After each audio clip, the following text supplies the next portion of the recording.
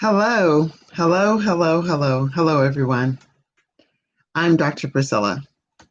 I am a native English speaker and I live in the US.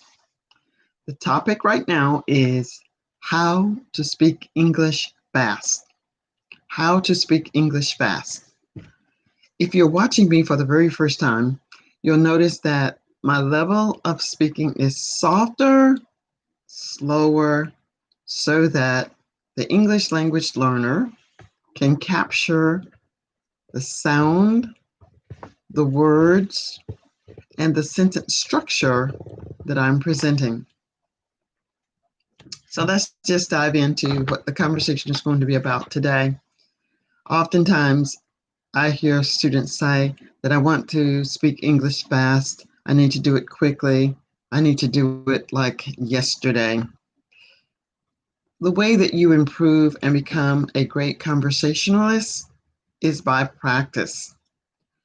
Do you practice alone? Do you practice with someone else?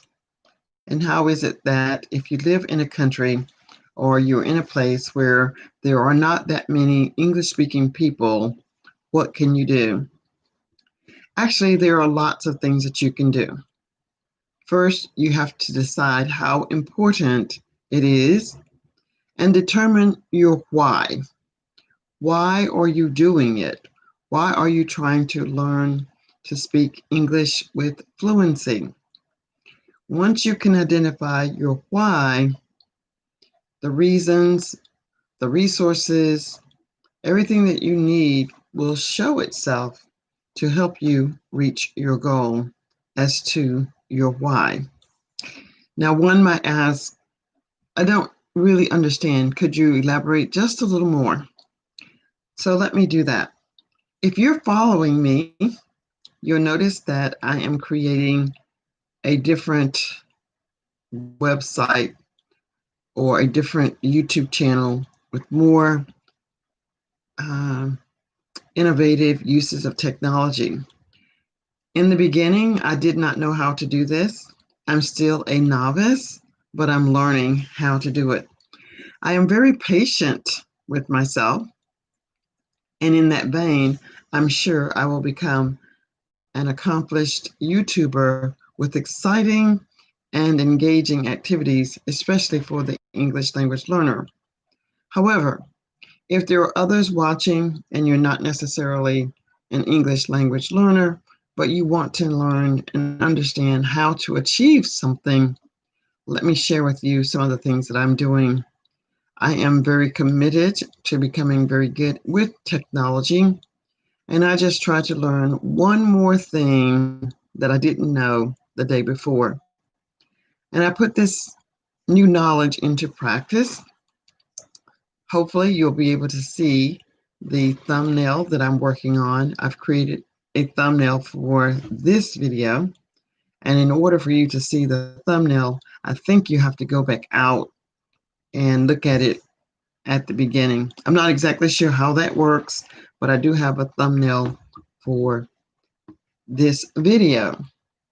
My voice is still low. My voice is still moderate in that I'm not blending my words as closely together as native speakers do. Now, one would say, I want to sound natural. I want to sound like a native English speaker. In order to sound like a native English speaker, you first have to be able to capture the sounds. If you can't capture the sounds, you won't necessarily understand the blending of the sounds that we make. For those of you that are watching the live stream, thank you so much for being here. I'd like for you to type the country in which you're from. And if you have a question for me, I would be more than happy to answer. Hey, Alex, it's good to have you here. So, Alex, I'm talking about blending sounds and how to sound more natural. Don't think about your accent. The most important thing is to think about saying the words clearly so that your listening audience can perceive what you're saying.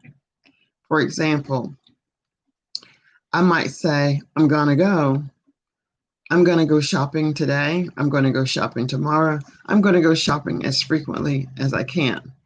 Gonna, for a native English speaker, is going to, or I'm going to do the shopping. I'm going, but instead I just say gonna. But if you're not clear on what you're saying, you probably will not understand that this is what a native English speaker is saying. So for me, this is my professional opinion, it is better for the English language learner to learn how to pronounce words correctly. When you start to pronounce the words correctly, over time, you will begin to understand which words you can blend together to sound more natural. But what doesn't sound natural is your use of blended words incorrectly, and it makes the audience, the persons that are listening to you, they misunderstand your meaning. So those are the things that I wanted to say about how to speak English fast. It isn't so much that we're speaking English fast, it's that we're blending words together quickly, and it sounds like we're blending words, but actually we're using different words altogether. This is something that isn't taught in a textbook per se, because there's no such word as gonna. But I'm gonna, it just takes the place of going to. However, if you're not familiar with going to, if you can't say going to, then you won't know exactly how to use gonna. And going to, gonna, gonna doesn't always fit in certain situations. And in the more academic settings or intellectual settings, you would not use the word gonna. And just a second ago, I used the contraction you wouldn't. In formal settings, you usually refrain from using contractions. You would say, I would not, instead of I wouldn't. No one is going to chastise you, but this is just the way that we do in American speech. Let's see. So, Alex, if there's something that you'd like for me to focus on at this very moment, I'll be here for another 2 minutes or so. I will address anything that you post, if there is. For those of you that are watching the live stream, please post your comments. For those of you who will watch the replay, please type replay in the comments and leave your comments so that when I do my next live stream, I'll be able to answer that for you as well. Now, the other thing about speaking English fast, it does require practice. It requires practice. For example, this is what my voice might sound like if I was interacting with another person whose first language is English. Today I'm going to go to the store and I think I'll pick up some vegetables, ice cream, and maybe a chicken. The reason I'm going to get all those things is because it is time for my dinner party. Everyone will bring something for the potluck, and I hope that everyone will have a wonderful time. That was my natural rate of speech if I was talking with someone else whose first language is English. But as a conversational English coach, most of my speech is at the rhythm and at the pace that I'm speaking now. So again, I want to say thank you so much for popping on, joining me today. If you have questions, please post them in the chat box.